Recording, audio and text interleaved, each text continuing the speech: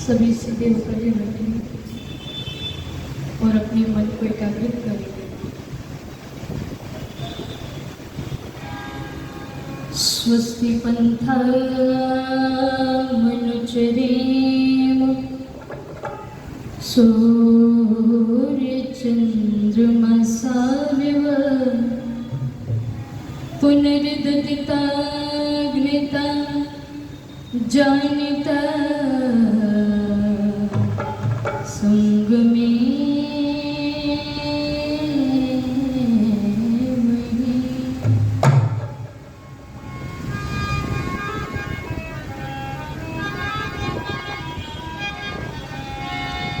Sample को लाल लाल सुमन मिले हैं कहाँ से, पीले पीले पुष्प किसने दिए हैं बबूलों को, तूली तूली गाएं ले ले सजाता है कैसे को, सुललित लतिका के कलित दुकूलों को, हरिओंध किसके खिलाए ये कलियां खिली, दे दे दान मिन जुल्मन दे अनुकूलों को, रंगीली साड़ियां तितलियों को किससे मिली, कौन रंग रेज रंगता है इन फूलों को, हे मेरे ईश्वर,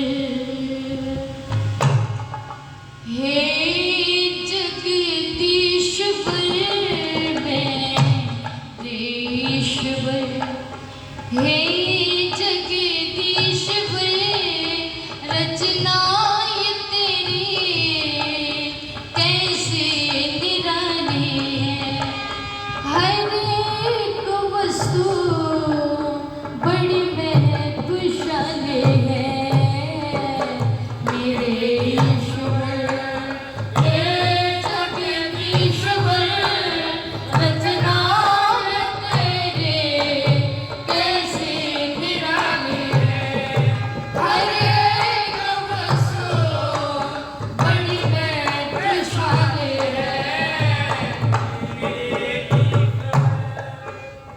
जितने बने उन सबकी कलम सागर की शान,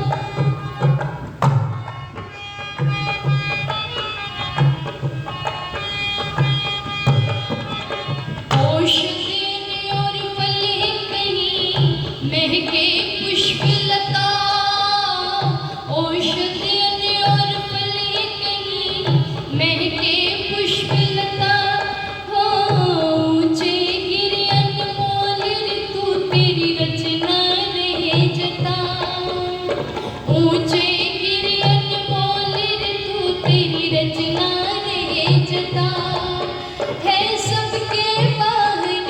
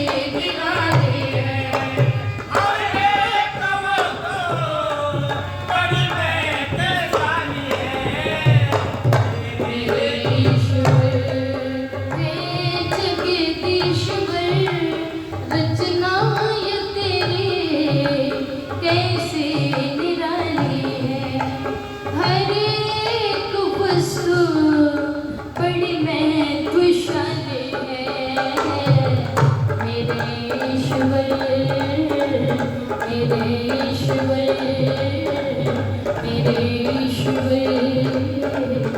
मेरे ईश्वर।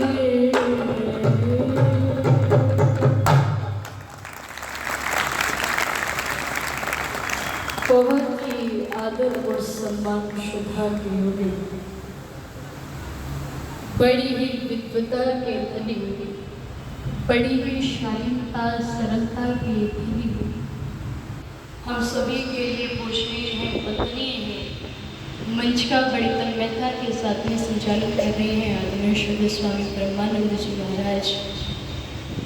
आर्य जगत के बहुत उच्च कोटि के विद्वान, जो बड़ी ही सरलता और सुंदरता की प्रतिमूर्ति हैं, मुझसे बड़ा स्नेह करते हैं, जो कि मैं भी बड़ा सम्मान उनका करती हूँ। आदरणीय श्री आचार्य सुश्रुत जी, आर्य जगत की बहुत उच्च कोटि की उपदेशिका आदरणीय बहन प्रियंका भारती जी, जो बड़ा ही स्नेह मुझसे करती हैं।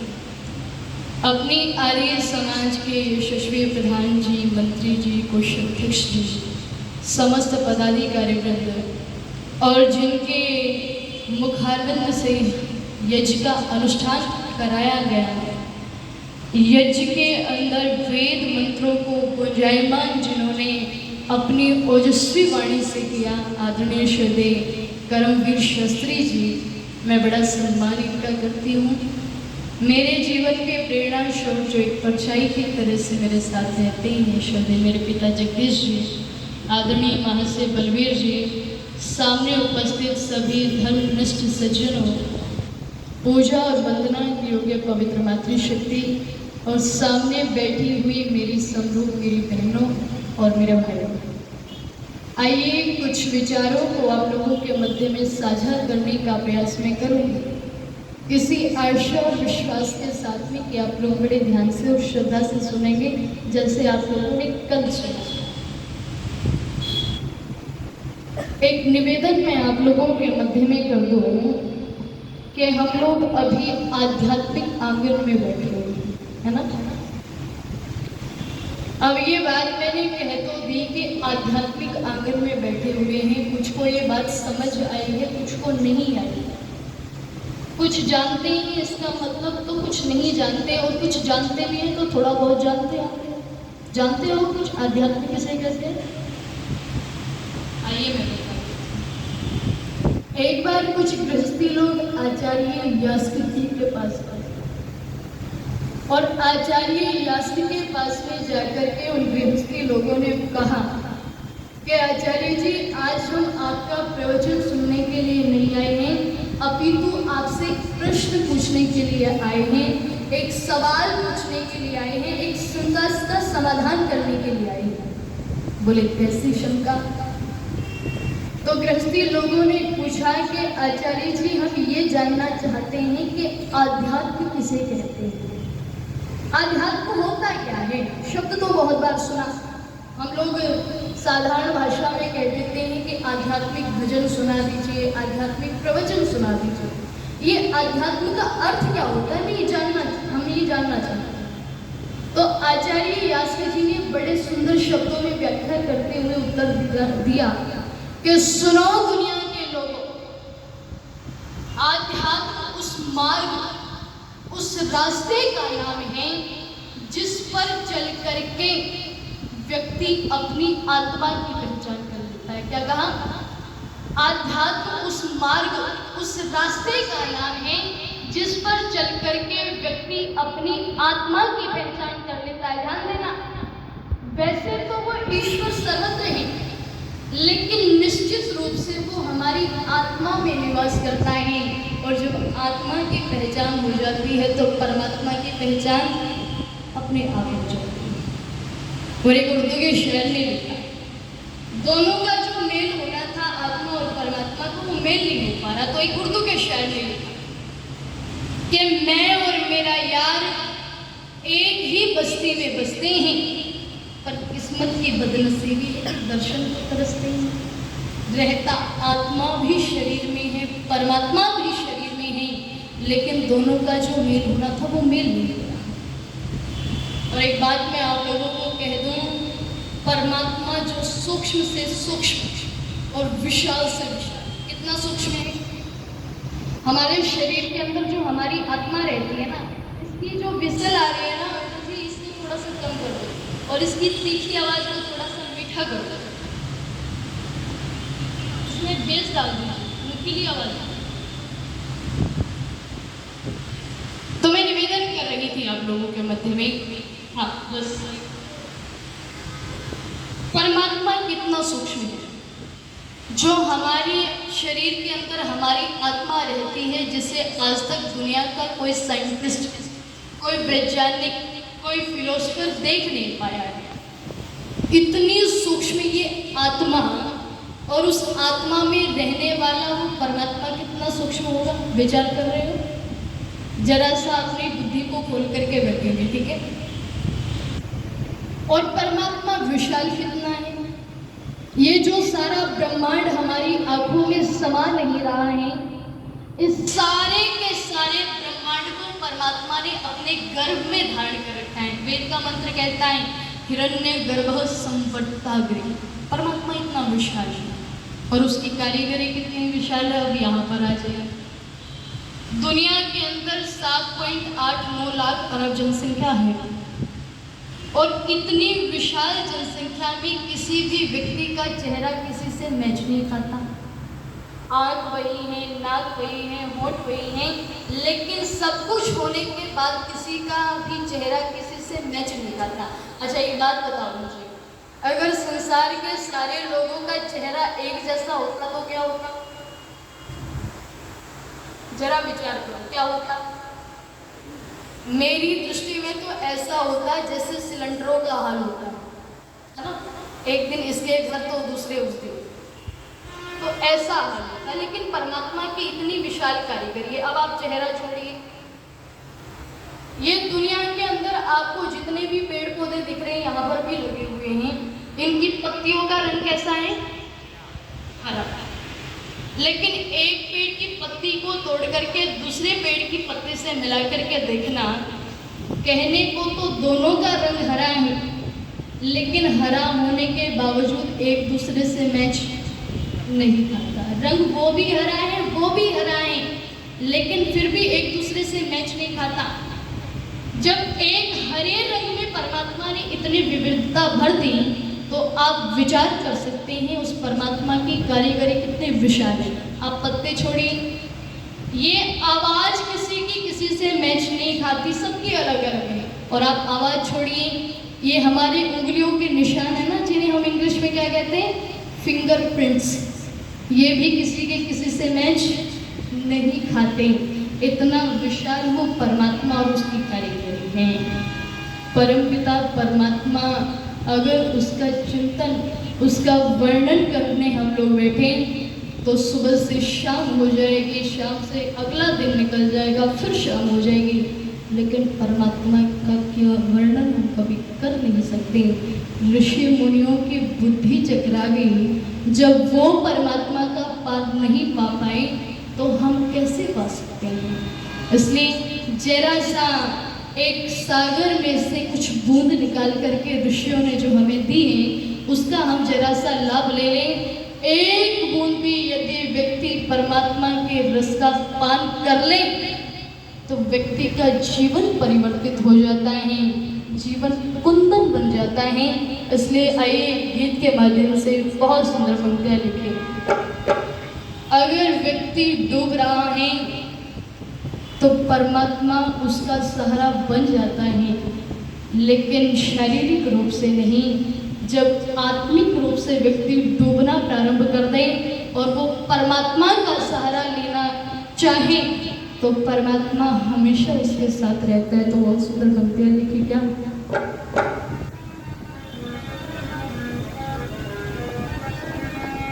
हे सृष्टि के रचयिया अपार लगा दो, हे विश्व के खेवैया अपार लगा दो, हे सृष्टि के रचयिया अपार लगा दो, हे विश्व के खेवैया अपार लगा दो।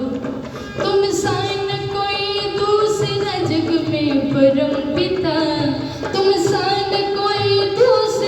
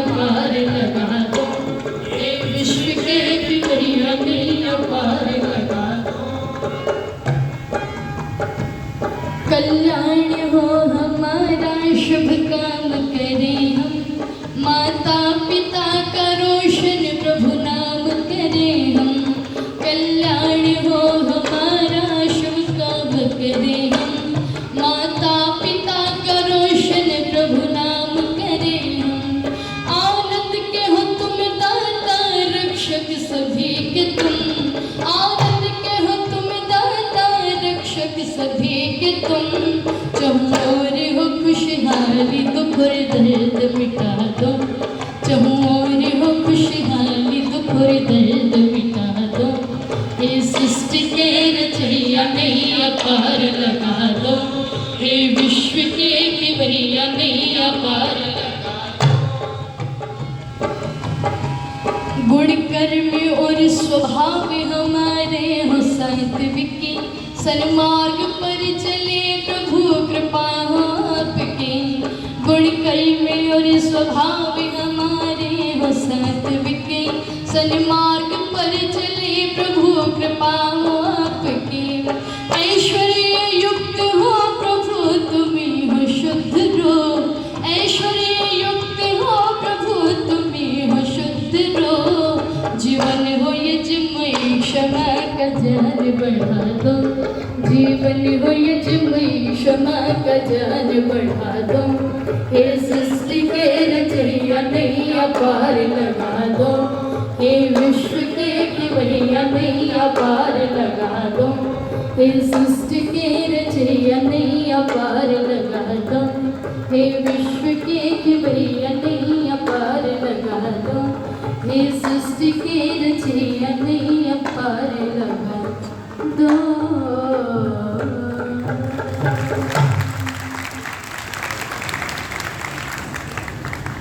परम पिता परमात्मा जो दयालु भी है और न्यायकारी है, उसकी आराधना हम लोग क्यों न करें? अगर कभी ये शंका होना कि परमात्मा का हम धन्यवाद क्यों करें, परमात्मा की भक्ति हम क्यों करें, तो एक बार जरा हॉस्पिटल का चक्कर लगाया ना, आपको पता चलेगा जब ये शरीर साथ छोड़ देता है तो कैसा प्रतीत होता है। परमात्मा ने हमें सारा शरीर स्वस्थ दिया है, हमें सुंदर शरीर दिया है, इतने अच्छे अच्छे प्रकृति के पदार्थ दिए हैं, और इनको पाए करके भी यदि परमात्मा का धन्यवाद हम नहीं करते तो हमसे बड़ा पापी और हमसे बड़ा कृतघ्न और कोई दूसरा हो नहीं हो सकता। हम दुनिया के अंदर यदि व्यक्ति हमें छोटी से छोटी वस्तु भी दे दे ना, तो हम बदले में उसको थैंक यू बोलते, धन्यवाद बोलते हैं ना। एक पेन मांगा आपने अपनी फ्रेंड से और उसने पेन तुझे आपको दिया, तो आप क्या बोलते हैं? थैंक यू, है ना। और जिस परमात्मा ने इतना सुंदर शरीर हमें दिया, जिन उंगलियों से पेन पकड़ रहे हो उस पेन के लिए तो धन्यवाद कर रहे हो, और जिन उंगलियों से पेन पकड़ रहे हो उसको देने वाले को कोई नहीं करता। इसलिए मैं कह दूँ, एक बार जरा हॉस्पिटल का चक्कर लगाओ। एक बार एक व्यक्ति जिसके दोनों हाथ नहीं थे जन्म से ही, और वो रेलवे स्टेशन पर लोगों से भीख मांगता था, अपने गले में एक कटोरा बांध करके लटका रखा था। उसने आने जाने वाले लोगों से कहता था कि भगवान के नाम पर जरा सा सहयोग मेरा कर दो, क्योंकि परमात्मा ने तुम्हें सारा शरीर ठीक ठाक दिया है। अच्छा, जरा सी इच्छुक परमात्मा हमारे साथ कर देता तो क्या होता? ये हमें आंखें न दी होती तो क्या होता? ये संसार हम देख सकते थे? ये जुबान हमें बोलने के लिए न दी होती तो क्या हम शब्दों को उच्चारित कर सकते थे? नहीं कर सकते। तो लोगों से वो भीख मांगता था, और कुछ लोग उस पर दया खा करके भीख दे देते थे, और जब भीख इकट्ठा हो जाती थी, भोजन का प्रबंध हो जाता था, तो सामने एक दुकान पर जाकर के वो एक नौजवान से कहता था कि ये पैसे उठा लो और इसके बदले में मुझे भोजन दे। ये नौजवान उसके उसी कटोरे में भोजन डाल देता था, और ये व्यक्ति रेलवे स्टेशन पर बैठ करके आने जाने वाले लोगों से कहता था कि परमात्मा ने यदि तुम्हें ठीक ठाक हाथ दिए हैं तो जरा इस भोजन के निवाले को उठा करके मेरे मुंह में डाल दो। कुछ लोग उसकी बात को सुनते, कुछ अनसुना कर देते हैं, और जो लोग सुनते हैं वो जरा एक टुकड़ा उठा करके उसके मुंह के अंदर डाल भी देते थे, जैसे तैसे करके वो पेट भर लेता था। लेकिन ये नौजवान उसको रोज देखता था। एक दिन इसके मन में जिज्ञासा हुआ, ये इसके पास गया और कहा कि बाबा, मैं आपको प्रतिदिन देखता हूँ कि आपकी क्या क्या प्रतिक्रिया होती है, लेकिन मैं ये जानना चाहता हूँ, भोजन तो आप जैसे तैसे करके कर लेते हैं, लेकिन मैं ये जानना चाहता हूँ कि जब गर्मियों के समय मच्छर आपकी पीठ पर काटते हैं तो क्या करते हैं? तो वो व्यक्ति रो करके बिलख करके कहता है कि जब गर्मियों के दिनों में मच्छर मेरी पीठ पर काटते हैं तो मैं ऐसे तड़प उठता हूँ जैसे बिना पानी के मछली तड़प, जैसे बिना पानी के मछली तड़प। इसलिए परमात्मा का धन्यवाद हम लोग करें, क्योंकि परमात्मा ने इतना सुंदर शरीर हमें ठीक ठाक दिया है। और परमात्मा इतना दयालु है कि जो व्यक्ति सुबह शाम उसको गाली देता है उसको भी अपनी दया बरसाता रहता है, और जो बैठ करके परमात्मा का धन्यवाद करते हैं उनको भी। अच्छा, ये सारी की सारी व्यवस्था मनुष्य के हाथ में होती तो क्या होता? क्या कहता है कि भाई साहब इससे मेरी दुश्मनी, इससे सूर्य का मीटर काट दो, इससे मेरी दुश्मनी, इससे चंद्रमा की शीतलता का मीटर काट दो, बस यही रहता। लेकिन परमात्मा ने सारी की सारी चीज़ें हमें ठीक ठाक दी हैं, चाहे हम परमात्मा का धन्यवाद करें या न करें। इसलिए जरा बैठ करके चिंतन करिएगा, विचार कीजिएगा कि परमात्मा ने हमें सब कुछ दिया है। आइए गीत की पंक्तियाँ मैं रख दूँ।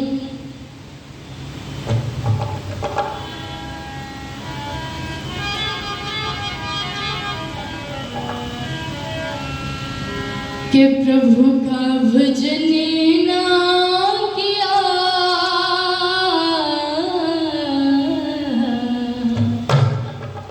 जीवन गवा दिया, जीवन गवा दिया। प्रभु का भजन ना किया,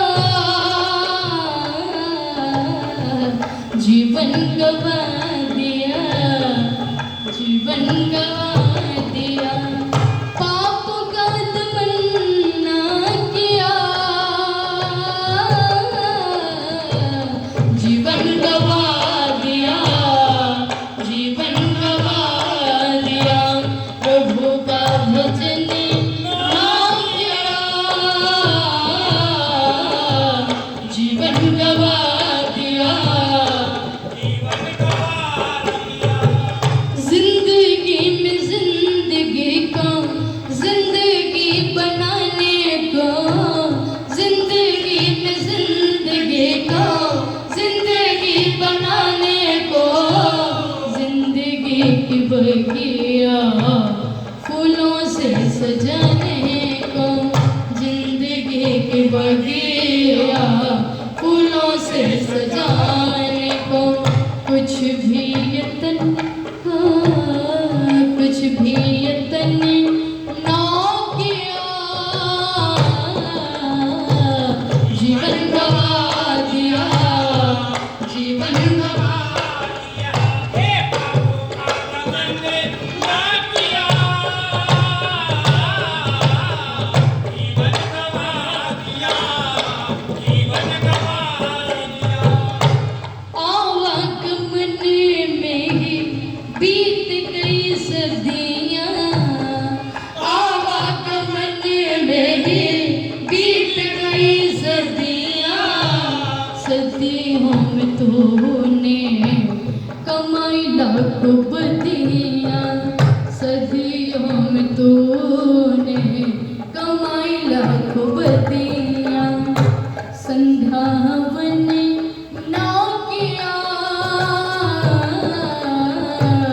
जीवन गवा दिया, जीवन गवा दिया। प्रभु का भजन ना किया,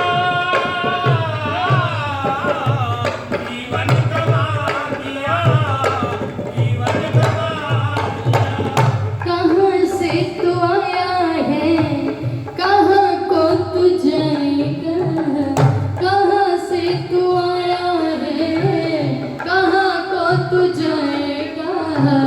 कौन तुझे बेमोल रास्ता बताएगा, कौन तुझे बेमोल रास्ता बताएगा।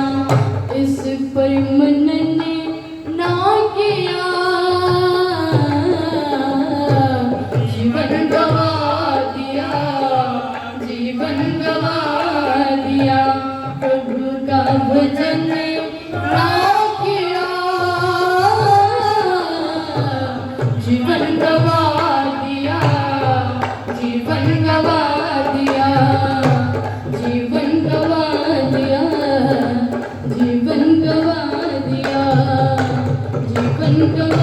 दिया, जीवन गवा दिया।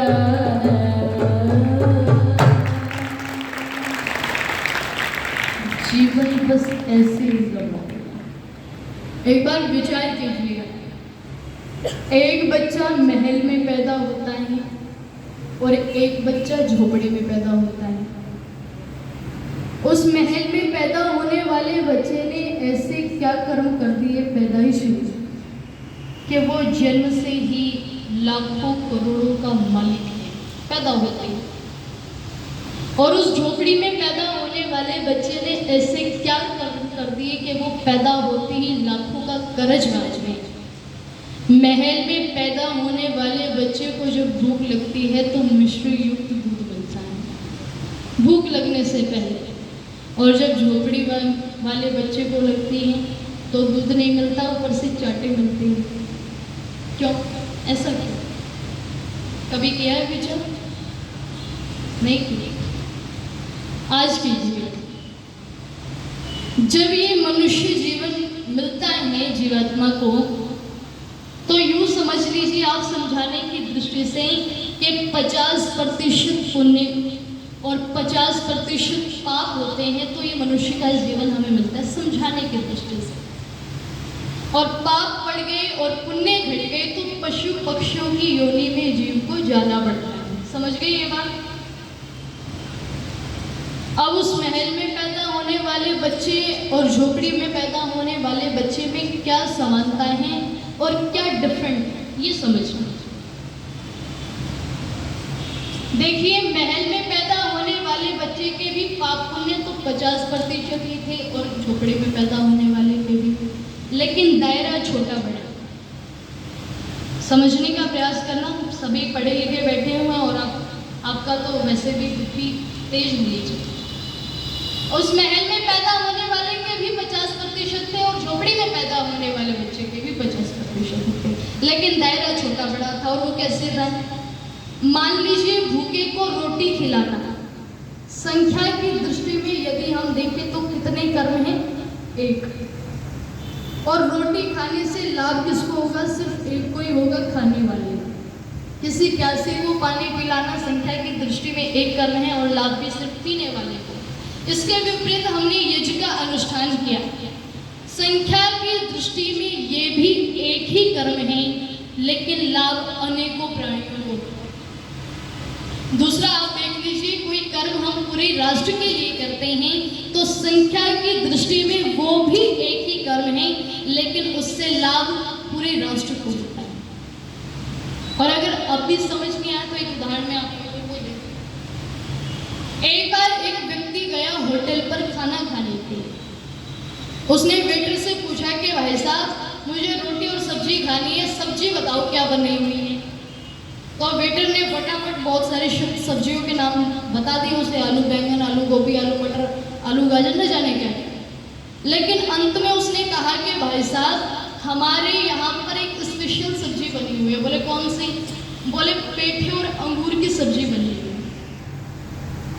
उस व्यक्ति ने सोचा कि और सब्जियां तो बहुत बार खा चुका हूँ, लेकिन ये पेठे और अंगूर की सब्जी तो सुनी पहली बार रहा हूँ। इसने कहा कि भाई साहब यही सब्जी ला देना। अब ये वेटर गया और सब्जी रोटी ला करके इसके सामने रख दी।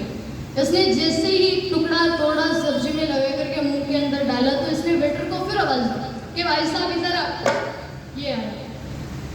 इसने कहा कि क्या हो गया भाई साहब, कोई दिक्कत, कोई परेशानी? बोले हाँ है। बोले क्या?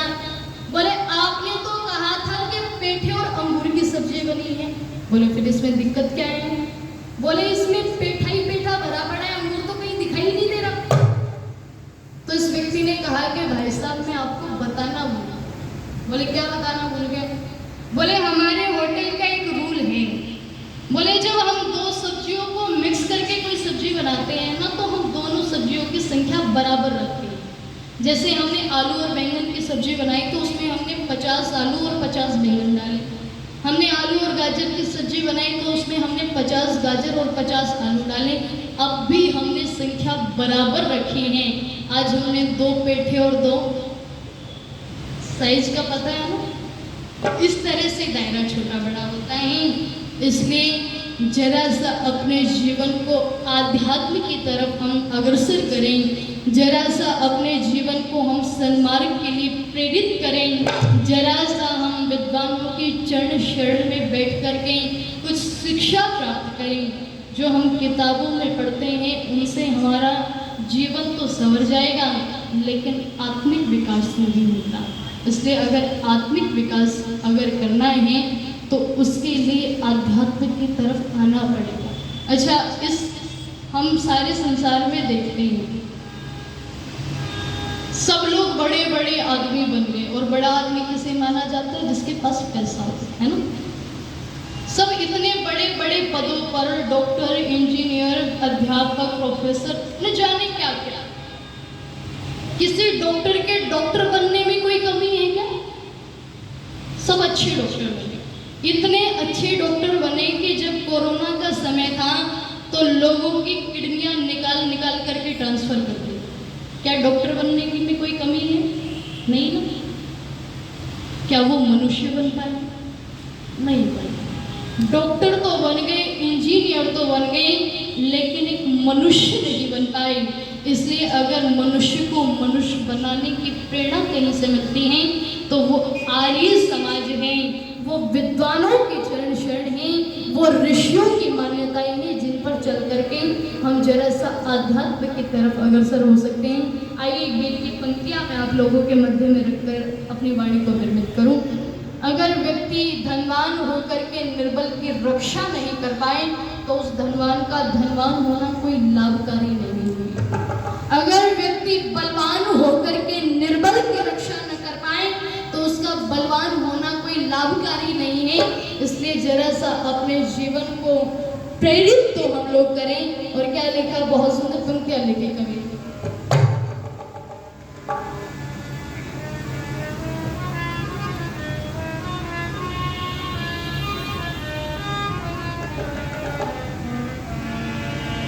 कि कर सकाना कुछ भला, कर सकाना कुछ भला, धनवान है तो क्या हुआ, निर्बलों की रक्षणा, बलों की रक्षणा, धनवान है तो क्या हुआ, कर सकाना कुछ भला, धनवान है तो क्या हुआ, निर्बलों की रक्षणा, बलवान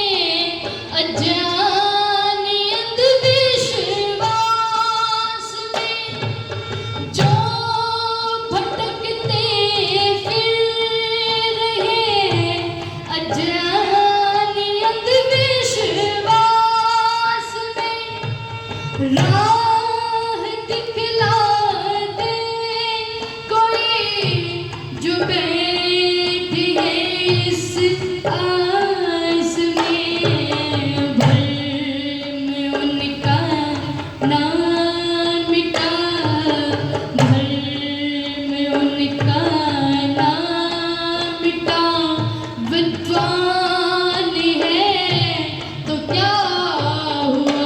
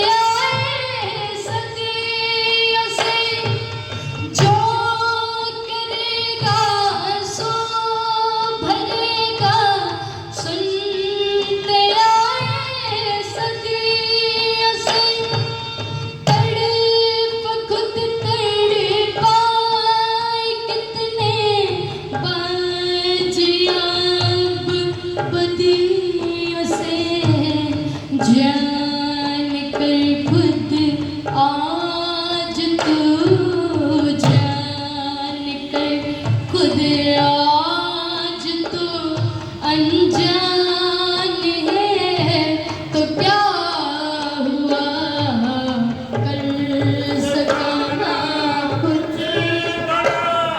धन्यवाद है तो क्या हुआ, ये बाहों की रक्षा बलवान है तो क्या हुआ, कर सका ना कुछ भला।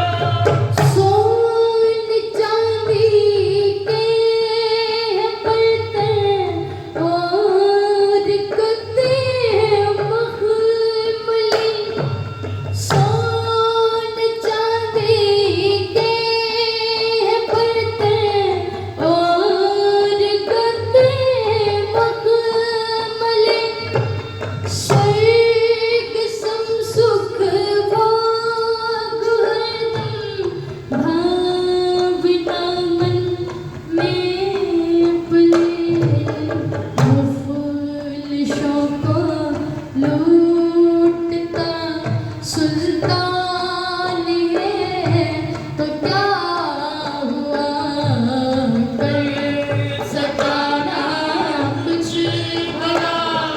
धन्यवाद है तो क्या हुआ, ये बाहों की रक्षा। धन्यवाद है तो क्या हुआ, कर सका ना कुछ भला।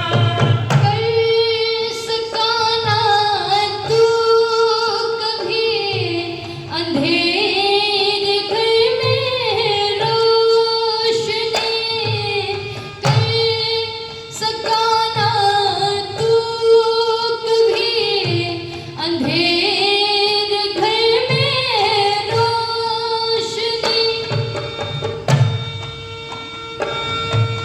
जिंदगी छीनी बहुत दे सकना कुछ खुशी, तो निर्मल काम का, तो निर्मल काम का निगहबान है, तो क्या हुआ कर सका ना कुछ भला। धनवान है तो क्या हुआ निर्भयों की रक्षा, बलवान है तो क्या हुआ कर सका ना कुछ भला, कर सका ना कुछ भला, कर सका ना कुछ भला।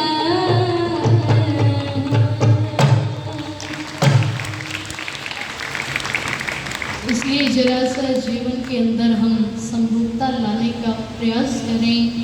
जो व्यक्ति अंधकार में भटक रहे हों, अगर विद्वान होकर के उनको प्रेरित न कर सकें, विद्वान होकर के उनको सन्मार्ग के लिए प्रशस्त न कर सकें, तो उसकी विद्वता का कोई लाभ नहीं है।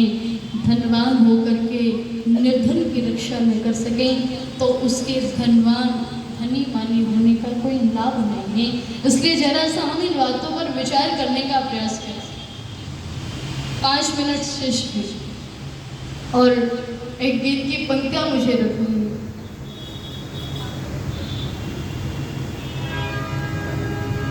और जरा सा हम लोग विचार करें इन बातों पर, तो व्यक्ति कुछ भी कर सकता है। मैंने कल भी चर्चा की थी कि अगर व्यक्ति के जीवन के अंदर सत्यता आ जाती है, ईश्वर की भक्ति आ जाती है, दृढ़ निश्चय आ जाता है, तो वो कोई साधारण व्यक्ति नहीं रहता और इस व्यक्ति के उठने की कोई सीमा नहीं है। अगर व्यक्ति उठना चाहे तो इसकी सीमा नहीं है। ये मनुष्य से महापुरुष बन सकता है, ये महापुरुष से देव बन सकता है, देव से योगी बन सकता है, योगी से ऋषि बन सकता है, ऋषि से महर्षि बन सकता है और महर्षि से ब्रह्म ऋषि बन सकता है, यदि ऊंचा उठाने की प्रक्रिया से अपने जीवन को जोड़े तो। और यदि व्यक्ति गिरना चाहे तो इसके गिरने की भी कोई सीमा नहीं है। ये पिशाच, डकैत, राक्षस ये सब मनुष्य ही बन जाते हैं। इसलिए अगर व्यक्ति अपने जीवन के अंदर सत्यता को धारण कर ले तो उसके जीवन में एक सुपरिवर्तन आपको देखने को मिलेगा कि वो व्यक्ति कभी भी किसी पाखंड अंधविश्वास में नहीं फंसेगा। वो व्यक्ति कभी किसी की कृपा को नहीं चाहेगा, वो कृपा का पात्र बनेगा तो केवल और केवल उस परमपिता परमात्मा की कृपा का पात्र बनेगा। आइए बस चंद पंक्तियां ग्रंथ करके अपनी वाणी को विवरण में कर दूं। परमात्मा ने इस सारी सृष्टि को रचाया है तो कवि ने बड़ा अच्छा चिंतन किया है। जरा आप विचार कीजिएगा किसने इस सृष्टि को रचाया होगा। क्या लिखा?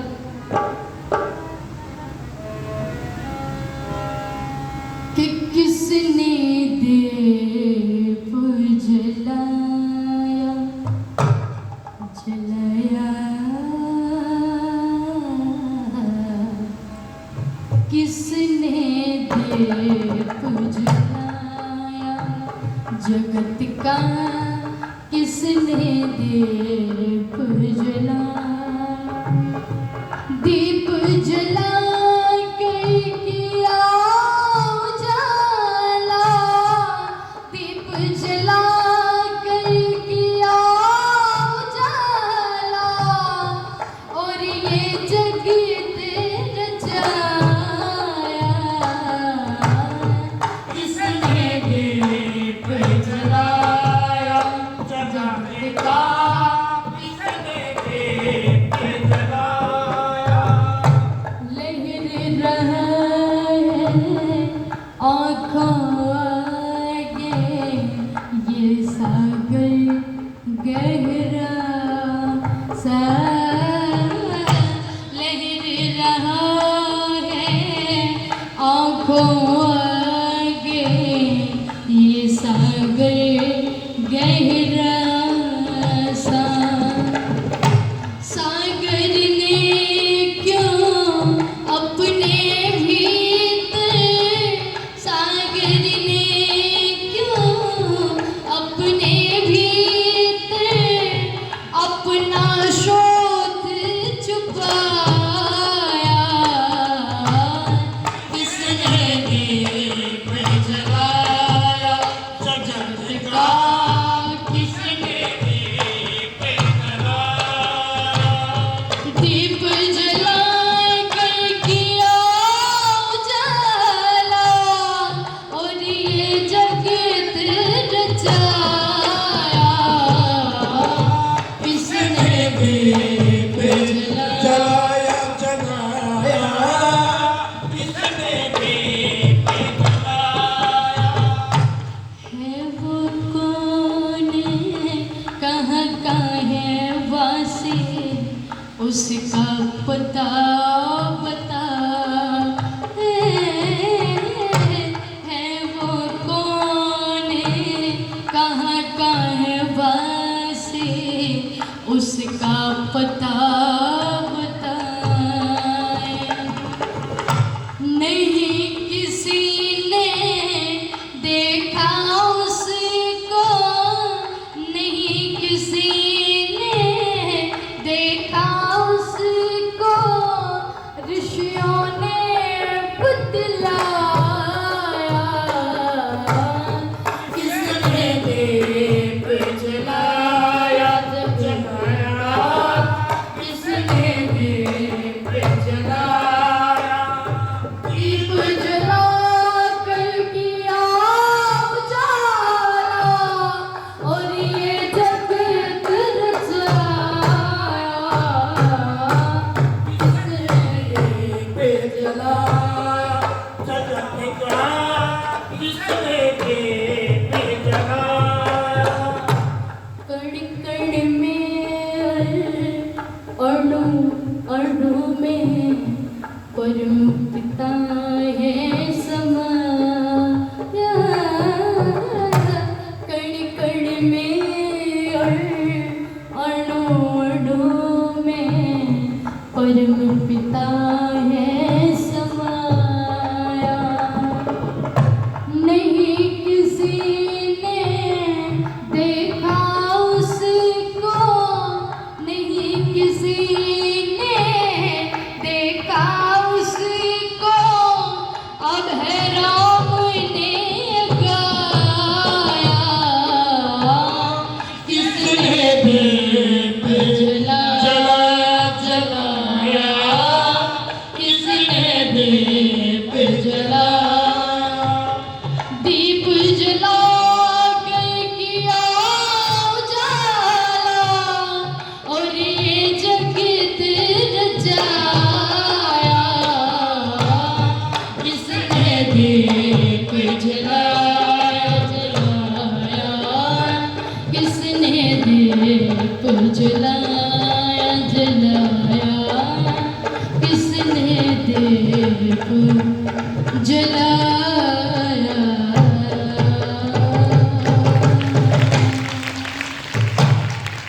परमात्मा ने इस जगत का दीप जलाया है और स्वयं को इस संसार के अंदर छुपा लिया, उससे महान कारीगर, उससे महान कार्यकर्ता कौन हो सकता है।